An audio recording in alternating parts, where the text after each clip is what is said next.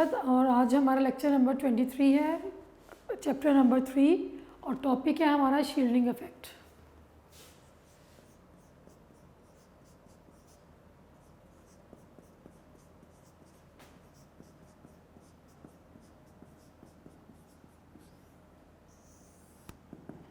Shielding effect का topic जो है आज हम डिस्कस करेंगे। अच्छा, अब एटम का स्ट्रक्चर और एटॉमिक नंबर और ये सब चीज़ें हम पहले पढ़ के आएंगे। कैसे साइज़, पिछला टॉपिक में हमने पढ़ा था साइज़ का, अब हमने पढ़ा था कि किस तरह से इंक्रीज़ और डिक्रीज़ होता है जब हम पीरियड में मूव करते हैं। एटॉमिक साइज़ जो है वो डिक्रीज़ होता है due to the number of the electrons which are keep on adding in the same shell. लेकिन जब हम ग्रुप्स में मूव करते हैं टॉप से बॉटम तो हमारा एटॉमिक साइज़ जो है वो इंक्रीज़ होता है एलिमेंट्स का due to the increase in the addition of the shells, क्योंकि नंबर ऑफ इलेक्ट्रॉन्स इंक्रीज़ हो रहे होते हैं। सो ये जो जब टॉप से बॉटम हम मूव करते हैं तो नंबर ऑफ इलेक्ट्रॉन्स जो हैं वो इंक्रीज़ हो रहे होते हैं और शेल्स भी इंक्रीज़ हो रहे होते हैं। तो अब यहीं से हम स्टार्ट करेंगे कि the inner shell electrons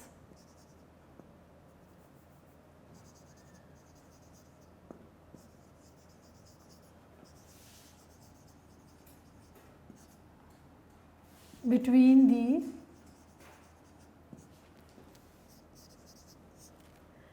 nucleus and valence shell reduce the nuclear charge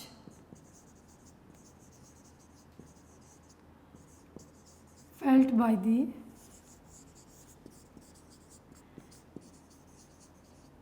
valence shell electrons or the electrons which are present in the outermost shell। इसको दोबारा वैलेंस शेल इलेक्ट्रॉन्स किसको कहते हैं या वैलेंस शेल किसको कहते हैं? किसी भी एटम का जो आउटरमोस्ट शेल होता है उसको हम क्या बोलते हैं? Valence shell. और जो इलेक्ट्रॉन्स उसमें प्रेजेंट होते हैं उनको हम बोलते हैं वैलेंस शेल इलेक्ट्रॉन्स। अब क्या होता है कि इनर शेल इलेक्ट्रॉन्स कौन से? वो इलेक्ट्रॉन्स जो कि न्यूक्लियस और आउटर मोस्ट शेल के दरमियान प्रेजेंट होते हैं। न्यूक्लियस और वैलेंस शेल यानी कि जो आउटर मोस्ट शेल है उनके दरमियान जो इलेक्ट्रॉन्स प्रेजेंट होंगे वो क्या करते हैं? रिड्यूस यानी कि डिक्रीज़ कर देते हैं, कम कर देते हैं न्यूक्लियर चार्ज। न्यूक्लियर चार्ज यानी कि force of attraction of the nucleus. Nucleus जो है वो तमाम इलेक्ट्रॉन्स को अपनी तरफ खींचता है, अपनी तरफ अट्रैक्ट करता है, क्योंकि न्यूक्लियस पे पॉजिटिव चार्ज होता है और इलेक्ट्रॉन पे नेगेटिव, तो एक electrostatic force of attraction develop होती है। न्यूक्लियस जो है वो इलेक्ट्रॉन्स, तमाम इलेक्ट्रॉन्स को फर्स्ट शेल के सेकंड, थर्ड, फोर्थ जितने भी ऑनवर्ड्स उनको अपनी तरफ अट्रैक्ट करता है। अब इंटरनल इलेक्ट्रॉन्स की वजह से जो न्यूक्लियस और आउटर मोस्ट के दरमियान प्रेजेंट होते हैं, जो न्यूक्लियर चार्ज होगा, ये force of attraction of the nucleus on the outer most, ये वैलेंस इलेक्ट्रॉन्स पे क्या हो जाएगी? डिक्रीज़ हो जाती है, रिड्यूस हो जाती है, कम हो जाती है। जो एज ए रिज़ल्ट क्या होता है?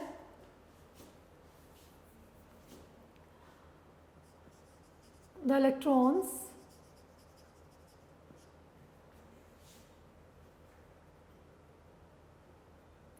Present in the inner shells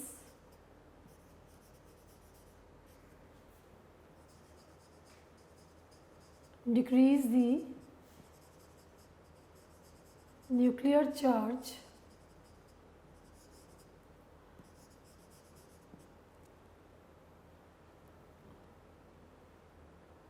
felt by the valence shell electrons than the actual charge।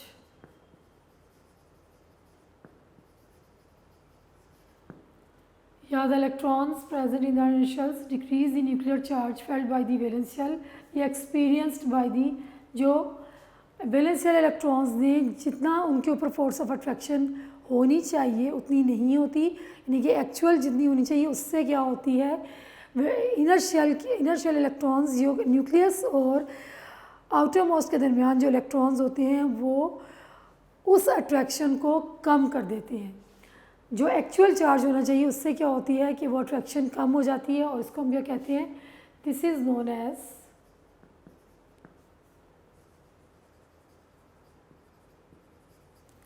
Effective nuclear charge.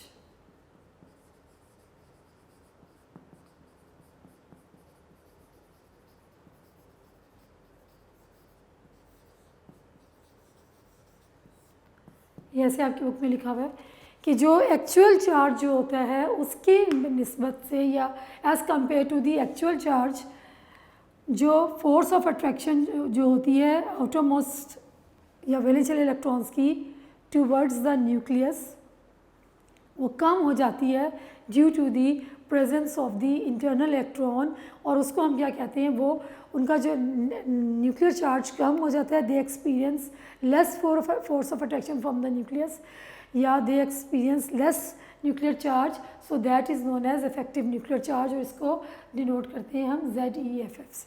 ठीक है, now the electrons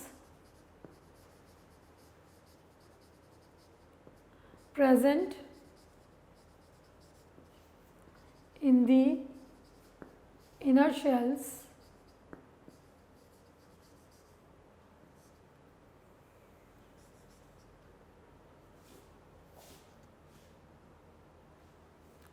screen or shield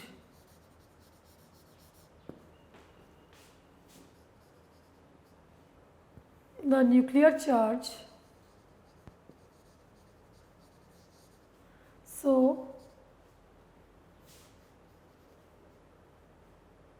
the force of attraction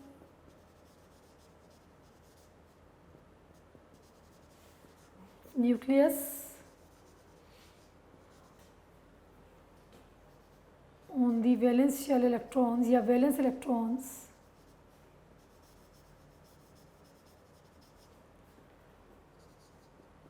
is decreased, and this is known as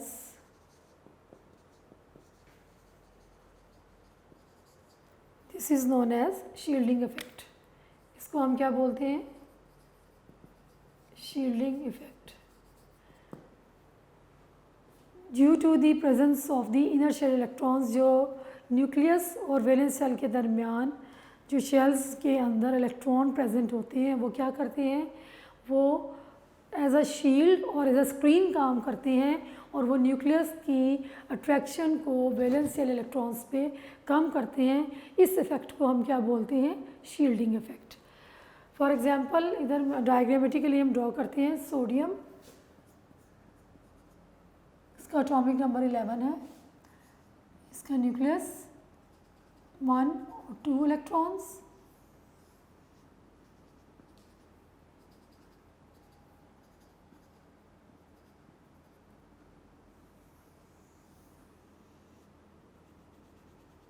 ये 11 electrons इसके हो गए। आप potassium 19,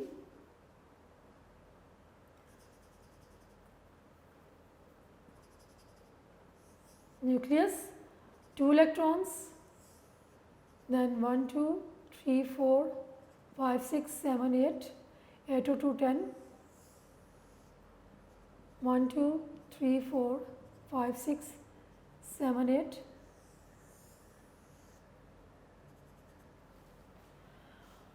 now we can see, यहाँ पे देखें ये न्यूक्लियस है 1 2 3, ये this is the valence shell electron,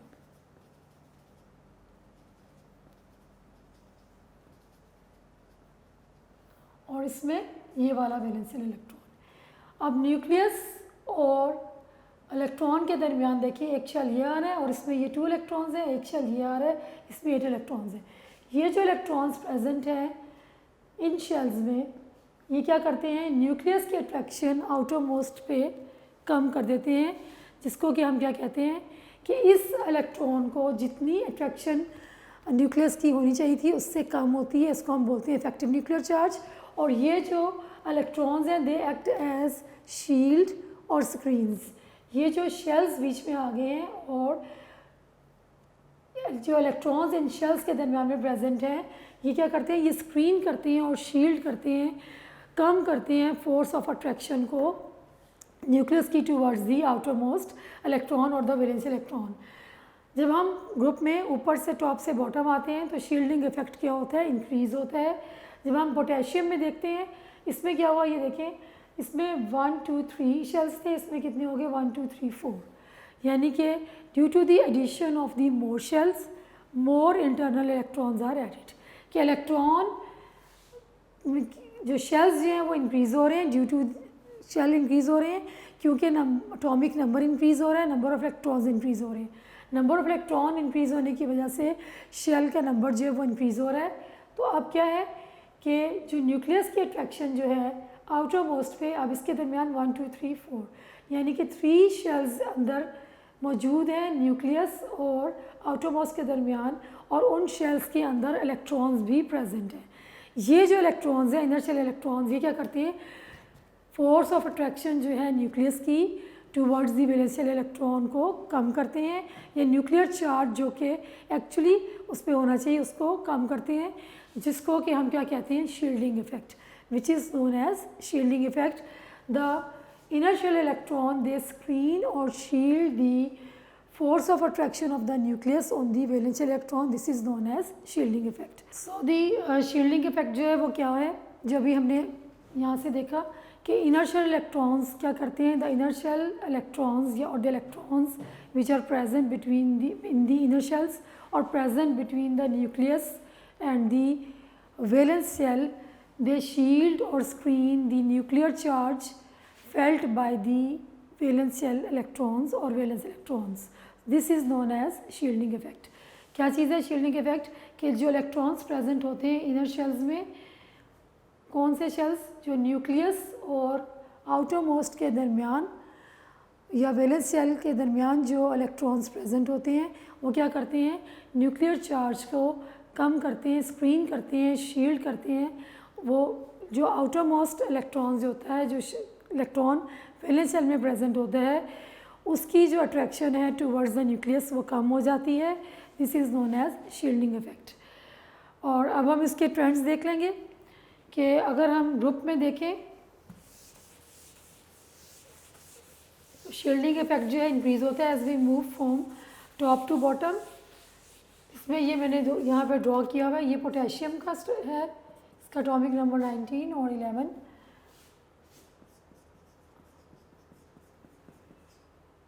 trends in pure table की हेडिंग आएगी, फिर आप लिखेंगे ट्रेंड्स इन ग्रुप्स। पहले कर लेते हैं। शील्डिंग इफेक्ट जो होता है इट इज इंक्रीज्ड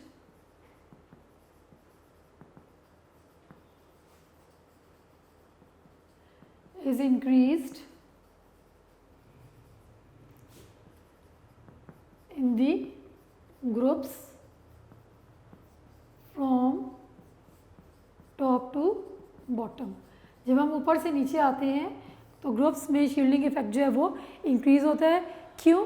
क्योंकि एटॉमिक नंबर जो है वो इरेगुलर गैप्स के साथ कॉन्टीन्यूसली इंक्रीज़ हो रहा है। जब एटॉमिक नंबर इंक्रीज़ हो रहा है तो नंबर ऑफ इलेक्ट्रॉन्स जो हैं दे आर ऑल्सो इंक्रीजिंग।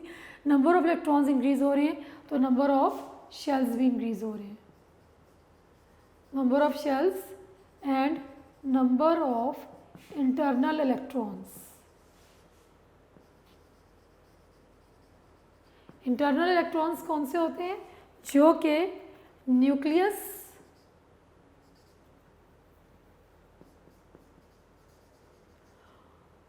और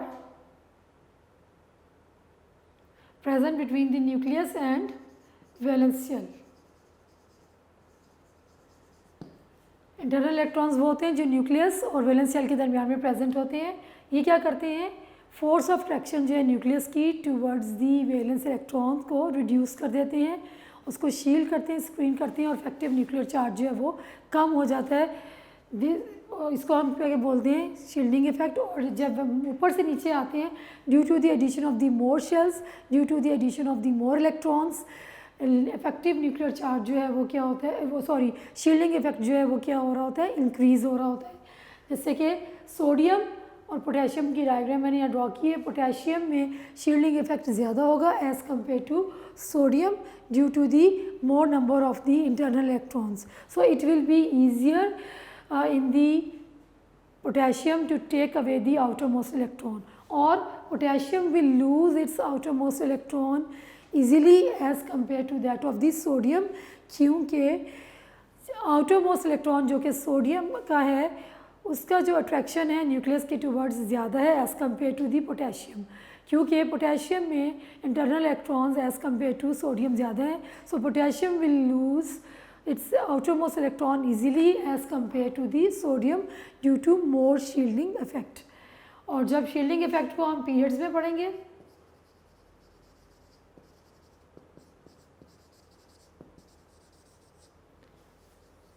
shielding effect it remains same.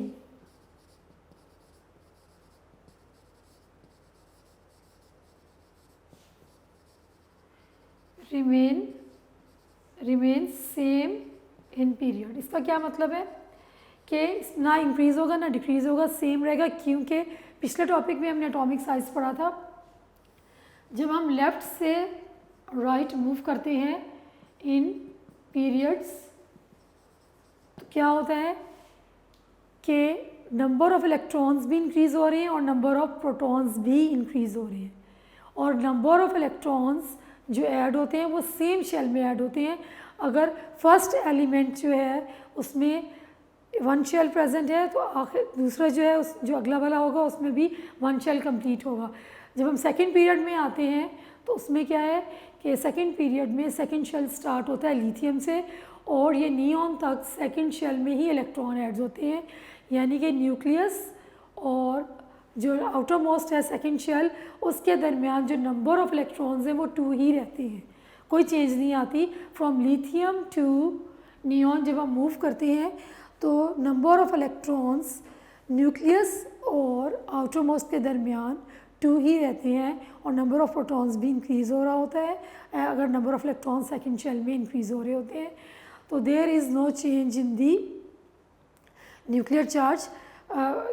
Shielding effect same रहते हैं क्योंकि नंबर ऑफ़ इंटरनल इलेक्ट्रॉन्स जो हैं वो बढ़ते नहीं हैं, वो सेम ही रहते हैं। So shielding effect it remains same in the period, whereas in the groups the shielding effect जो है वो क्या होता है, इंक्रीज़ होता है as we move from top to bottom. So it is easy to remove the electron from the elements which have more shielding effect.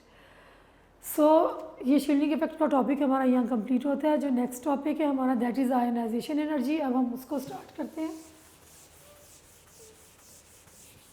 Hopefully ये आपको समझ आ गया होगा। इसको आपने बुक से अच्छी तरीके से पढ़ना है। डेफिनेशन आएगी तो आप डेफिनेशन लिखेंगे, नोट्स में अलग से डेफिनेशन दी हुई है, बुक में भी इटैलिक्स पे लिखी हुई है और हाईलाइट हुआ हुआ है। और अगर लॉन्ग में आएगा तो आप कंप्लीट लिखेंगे, और लॉन्ग के लिए भी आपने इसको नोट से देखना है with headings. Same is the case with the previous topic जो एटॉमिक साइज जो पिछले लेक्चर में हमने पढ़ा था, उसमें भी शॉर्ट में अमूमन जो आता है उसमें आता है what is atomic radius, define atomic radius, उसमें आप उसकी डेफिनेशन लिखेंगे। पिछले लेक्चर में मुझे बताना आपको याद नहीं रहा। शॉर्ट में आएगा तो आपने डेफिनेशन विद एग्जांपल, और लॉन्ग में आएगा तो आप उसको कंप्लीट हेडिंग्स के साथ पूरा जो है उसको अटेम्प्ट करेंगे। Now next topic is ionization energy. Ionization energy is defined as the amount of energy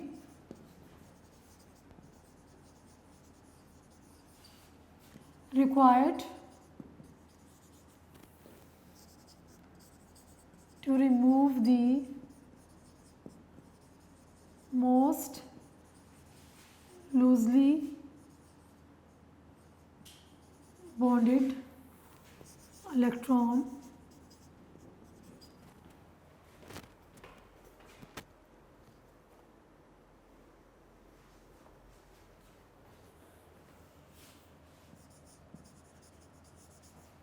bound electron in the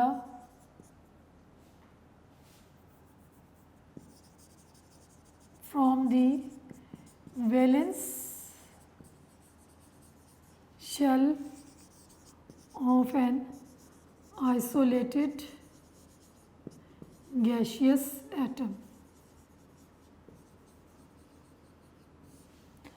The amount of energy required to remove the most loosely bound electron from the valence shell of an isolated gaseous atom, वो amount of energy जो कि हमें चाहिए होती है valence shell electron को remove करने के लिए किसी भी आइसोलेटेड गैशियस एटम से, that amount of energy is known as ionization energy, is called ionization energy. The units used for the ionization energy वो क्या होते हैं?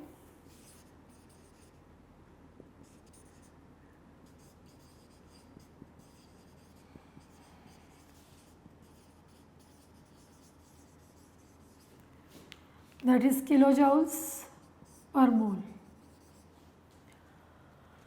यूनिट्स जो यूज़ होते हैं दैट इज़ किलोजूल्स पर मोल.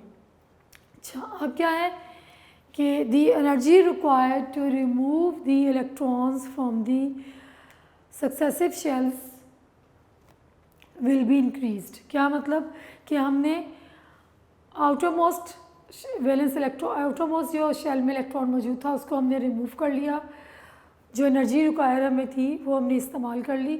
अब जब हम अगले इलेक्ट्रॉन्स को रिमूव करेंगे जो कि नेक्स्ट शेल में उससे पीछे वाले शेल में प्रेजेंट था, इन द सक्सेसिव शेल का ये मतलब है जो उसके पीछे वाले शेल में था, तो हमें क्या होगा, the amount of energy will be increased. कि आयनाइजेशन एनर्जी जो है वो इंक्रीज़ हो जाएगी to remove the electrons from the successive shell. For example इसको हम ऐसे लेते हैं कि अगर हम सोडियम की एग्जांपल लेते हैं, सोडियम में कितने इलेक्ट्रॉन्स होते हैं?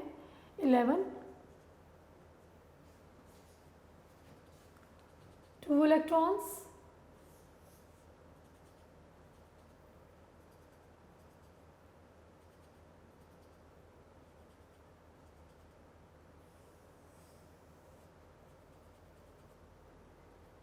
मैग्नीशियम 12.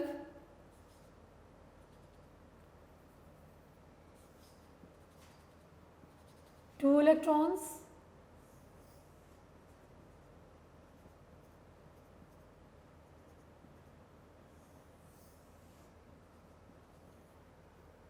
सोडियम का एटॉमिक नंबर 11 है और मैग्नीशियम का 12. सोडियम के आउटर मोस्ट में 1 इलेक्ट्रॉन है, मैग्नीशियम के आउटर मोस्ट में 2 इलेक्ट्रॉन है. जब हमने ये सोडियम का जो ये वाला इलेक्ट्रॉन है इसको रिमूव करने के लिए जो एनर्जी चाहिए होगी वो कम होगी as compare to the magnesium के जो सेकेंड इलेक्ट्रॉन को रिमूव करने के लिए चाहिए होगी. सोडियम को जो हम रिमूव करने के लिए एनर्जी चाहिए होती है, इसके लिए हम इक्वेशन लिखेंगे, the energy required to remove दी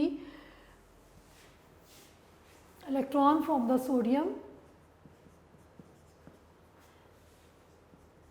ये क्या आ गई, 496 किलो जूल्स पर मोल. कितनी एनर्जी चाहिए? 496 kilo joules per mole energy चाहिए to remove the outer most electron from the valence shell of the sodium. अब जब हम मैग्नीशियम को कंसीडर करते हैं, इसके आउटर मोस्ट में 2 इलेक्ट्रॉन्स प्रेजेंट. पहले एक इलेक्ट्रॉन को रिमूव किया जाएगा. The energy require to remove 1 electron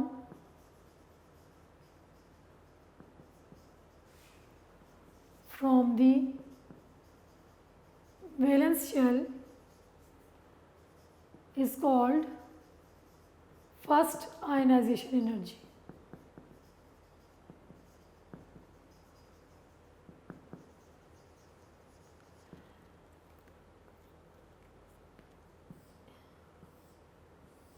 जब एक इलेक्ट्रॉन को निकालने के लिए एनर्जी यूज़ होगी that is called first ionization energy. अब ये इलेक्ट्रॉन एक रिमूव हो गया फॉर एग्जांपल, उसके बाद ये पीछे एक और बच गया. द एनर्जी रिक्वायर्ड टू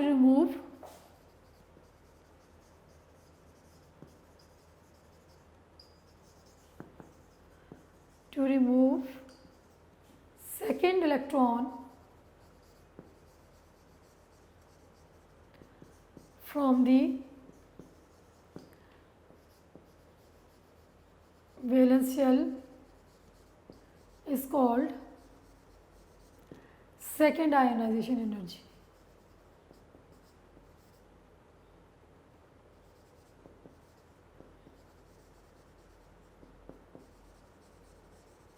उसको क्या कहते हैं? Second ionization energy.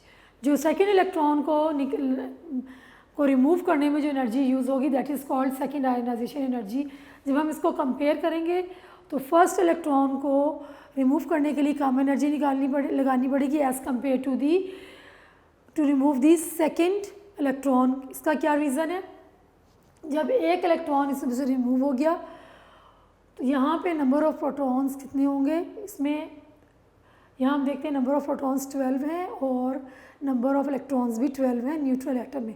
जब इसमें से एक इलेक्ट्रॉन रिमूव हो गया तो नंबर ऑफ़ इलेक्ट्रॉन्स 11 हो गए और नंबर ऑफ़ प्रोटॉन्स जो हैं वो 12 हो गए। यानी कि न्यूक्लियस की अट्रैक्शन आउटरमोस्ट पे ज़्यादा होगी क्योंकि नंबर ऑफ़ प्रोटॉन्स जो हैं पॉजिटिव चार्जेस ज़्यादा हैं as compare to the negative charges. So more amount of energy is required to remove the second electron from the valence shell.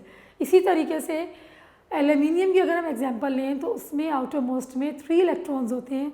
जो फर्स्ट इलेक्ट्रॉन जब रिमूव होगा that energy is called first ionization energy. जब second electron remove होगा second ionization energy. और जब third electron remove होगा तो उसको हम कहेंगे third ionization energy.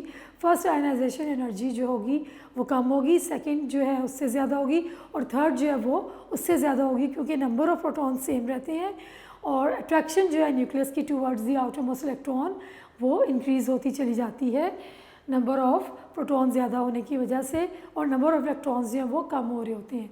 So first ionization energy जो है इसकी अमाउंट जो है वो कम होती है और बाकी जब इसके ज़्यादा इलेक्ट्रॉन्स निकालने हो तो आयनाइजेशन की एनर्जी की वैल्यू जो होती है वो ज़्यादा हो जाती है। द अमाउंट ऑफ एनर्जी, फिर डेफिनेशन पे आते हैं। The amount of energy required to remove the most loosely bounded electron from its valence shell is known as the ionization energy. जो सोडियम को रिमूव करने के सोडियम के आउटर मोस्ट या वैलेंस शेल इलेक्ट्रॉन को रिमूव करने के लिए जो एनर्जी रिक्वायर होती है that is 496 kilo joules per मोल। अगर आपको डेफिनेशन आती है आप ये लिखेंगे, साथ आपने इसके यूनिट्स लिखने हैं, साथ ही एक क्वेश्चन लिखेंगे कि सोडियम को के में से इलेक्ट्रॉन रिमूव करने के लिए जो एनर्जी चाहिए होती है उसकी वैल्यू ये होती है। ये आपकी कंप्लीट आंसर होगा definition along with the units and along with the example. और अगर लॉन्ग में आएगा तो फिर आप इसकी डिटेल देंगे फर्स्ट आयनाइजेशन एनर्जी और सेकेंड आयनाइजेशन एनर्जी। नाउ अब हम इसके ट्रेंड्स पढ़ेंगे कि what happen to the ionization energy in the periods and groups. के पीरियड्स में आयनाइजेशन एनर्जी कम होती है कि ज़्यादा होती है और ग्रुप्स में कम होती है कि ज़्यादा होती है। Trends in the period ionization energy is increased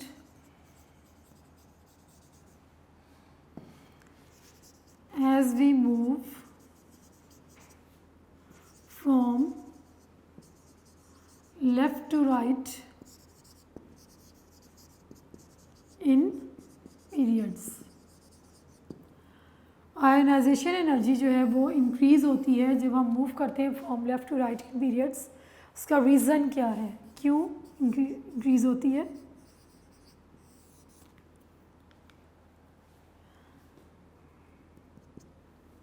When we move in the period from left to right, atomic size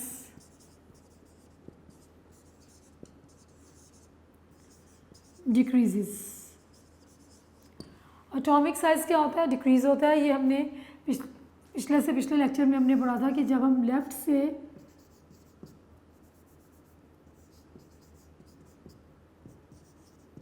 right move करते हैं इन पीरियड्स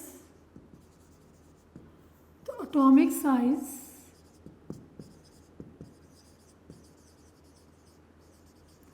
डिक्रीज़ होता है। एटॉमिक साइज़ क्यों डिक्रीज़ होता है? एटॉमिक साइज़ इसलिए डिक्रीज़ होता है कि number of electrons same shell में ऐड हो रहे होते हैं, नंबर ऑफ़ प्रोटॉन्स बढ़ रहे होते हैं, न्यूक्लियर चार्ज ज़्यादा हो जाता है, न्यूक्लियस की अट्रैक्शन इलेक्ट्रॉन्स पे वैलेंस शेल इलेक्ट्रॉन्स पे ज़्यादा हो जाती है। As a result atomic size decrease. अब चूँकि नंबर ऑफ़ इलेक्ट्रॉन्स उसी में ऐड हो रहे हैं और न्यूक्लियर चार्ज ज़्यादा है या force of attraction of the nucleus on the valence shell electron ज़्यादा है, so it is difficult to remove the electron, so more energy is required to remove the electron from the valence shell. Valence shell से electron को remove करने के लिए ज़्यादा energy लगानी पड़ेगी as a move from left to right. So the elements on the left side, elements on the left side has more ionization energy, has less, sorry, जो left side पे elements होंगे उनकी आयनाइजेशन एनर्जी कम होगी क्योंकि उनमें number of electrons भी कम है और जो न्यूक्लियर चार्ज है वो कम है. और न्यूक्लियर चार्ज कैसे कैसे बढ़ता है, जैसे जैसे एटॉमिक नंबर इंक्रीज होता जाता है इलेक्ट्रॉन्स की एडिशन सेम शेल में हो रही होती है. तो राइट साइड पे जब हम मूव करते हैं तो न्यूक्लियर चार्ज बढ़ता है. So elements on the right side have more ionization energy.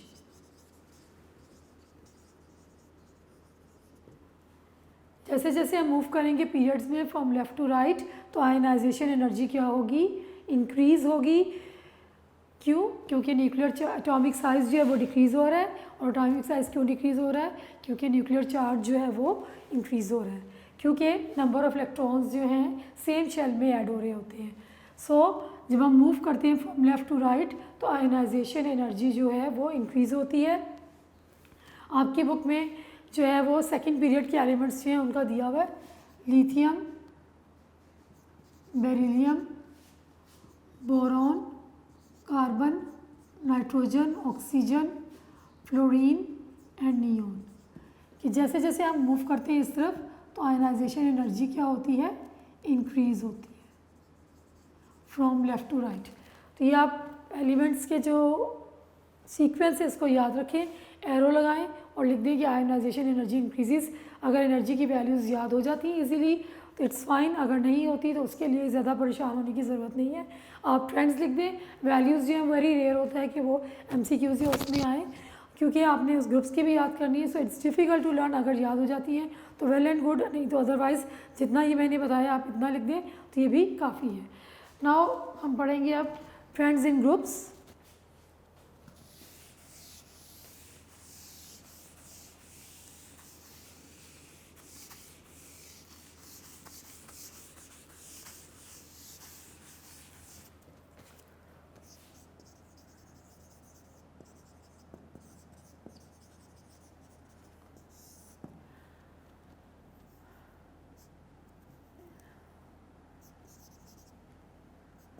The ionization energy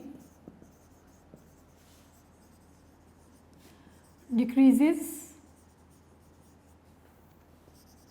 in the groups as we move from top to bottom. क्या होती है, आयनाइजेशन एनर्जी डिक्रीज होती है जब हम किसमें, ग्रुप्स में. जब हम टॉप से बॉटम मूव करते हैं तो आयनाइजेशन एनर्जी डिक्रीज होती है. जैसे जैसे हम ऊपर से नीचे आएंगे इलेक्ट्रॉन्स को रिमूव करना इजी हो जाएगा. रीज़न इसका क्या है? अगर आपको पिछला टॉपिक समझ आ गए तो अब मेरा ख्याल है कि रीज़न आपको आ जाना चाहिए. क्या रीज़न है? कि इन groups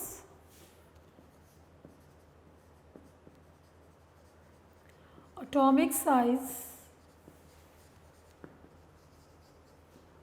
increases due to the addition of more shells. जब हम ऊपर से नीचे आते हैं तो shells, number of electrons increase होते हैं तो नंबर ऑफ शेल्स भी इंक्रीज़ हो जाते हैं. और जो न्यूक्लियर चार्ज है वो क्या होता है, वो डिक्रीज़ हो जाता है. यानी कि attraction of the nucleus on the valence shell electron is decreased due to the presence of inner shell electrons, जिसकी वजह से इलेक्ट्रॉन को रिमूव करना इजी होता है. जैसे कि ग्रुप्स में ग्रुप 1 को देखते हैं हम, hydrogen, lithium, sodium, potassium, atomic number 1, 3, 11, 19 और ऐसे सॉन इसके हम नीचे मूव करेंगे तो इसमें क्या होता है 1 इलेक्ट्रॉन,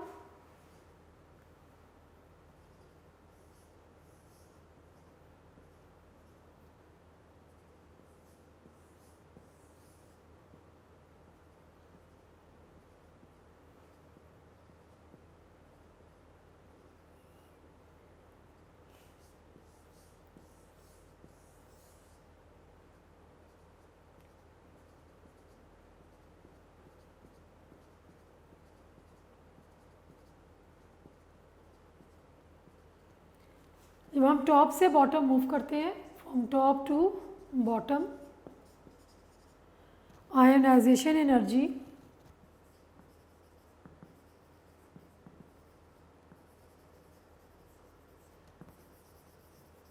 डिक्रीजेस। देखिए आप डायग्रामेटिकली आपको ज़्यादा क्लियर होगा।